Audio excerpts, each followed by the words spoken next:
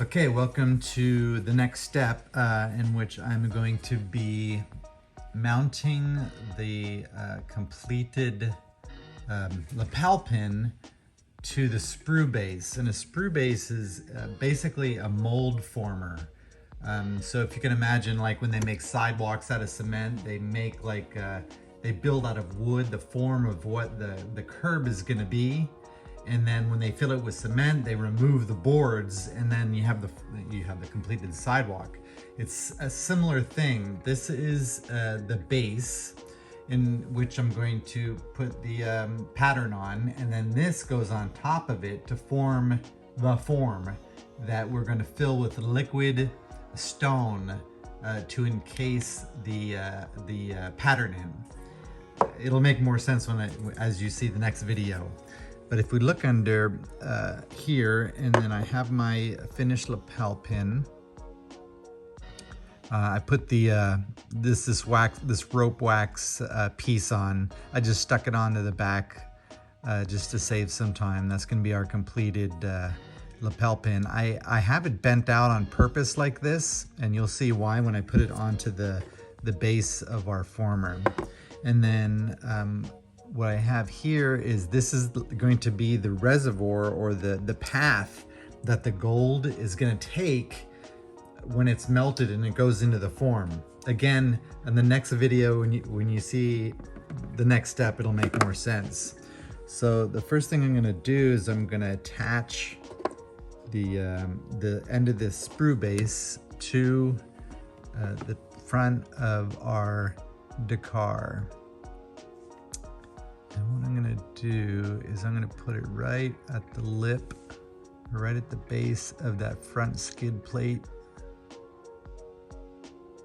I'm just gonna stick it on there like so. And then I'm gonna take some wax and I'm going to make a smooth path from the wax of the pattern to this sprue, basically just called a sprue. I'm gonna put that on, and I want to make this path as smooth as possible because if you have like any sharp angles at this point, I'm going like this because I melted too much of my sprue. It's coming off, it's gonna melt off here. So I just use gravity to help me.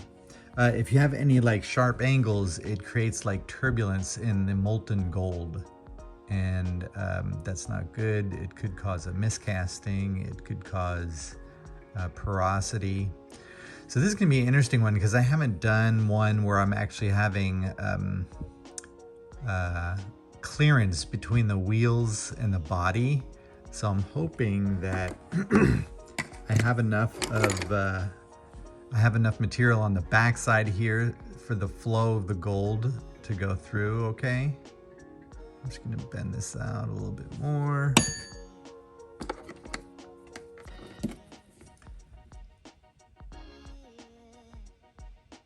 And the reason I have this little ball in the middle of the sprue is it's just one of the principles of doing this lost wax casting technique, is you don't want to have the bulk of your gold into the item that you're casting.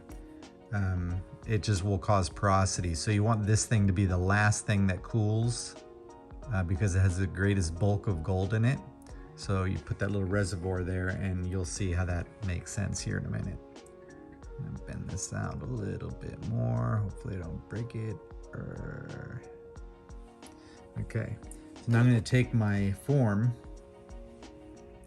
and I'm gonna attach the sprue to the form on the tip. But I wanna have, I'm gonna put this down here. I wanna have the pattern be close to the edge of my form. So I'm kind of like skating to where the puck's going to be type of thing. I'm future planning where this is going to end up so that I have the least amount of chance of porosity in the final casting. This is kind of awkward to do like this so that you can see, but see how it's kind of like at an angle? I'm having it at an angle so that it's close to the edge of the form.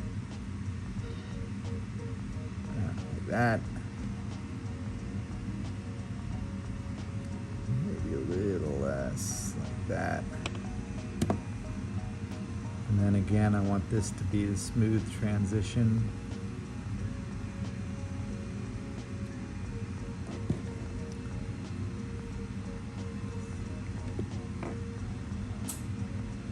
Connected. So this is all wax as well, this red part, and this is all going to make up what the finished casting is going to look like. So if you remember this shape, all this wax and acrylic is going to melt out of the stone that I pour into it when I burn it out in an oven.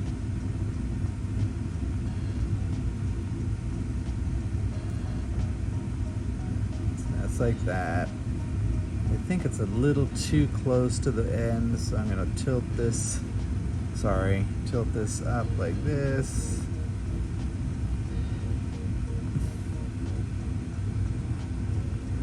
Like so.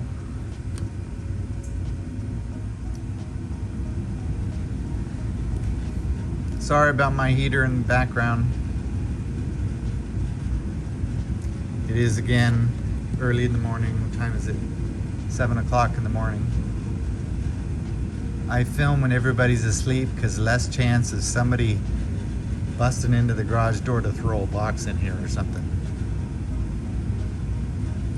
So then the reason I have the lapel part bent out like this is so that I can attach it to the base.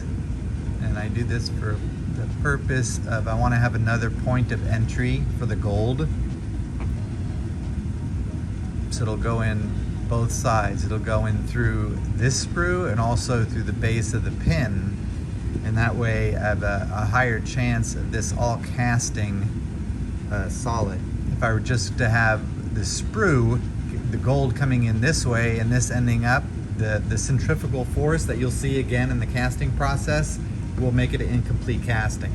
So I have 2 points of entry for this. So that's basically your form, and then I'm going to take the base and I put it over the top here like this, and then your sprued unit that you're going to cast is on the inside of that form. So that's basically how it's going to turn out. I'm going to do some more wax smoothing and a couple other little things to it before I invest it, but I'll definitely show you how I invest it in the stone on the next video. So thank you again for watching and we'll see you next time. All right.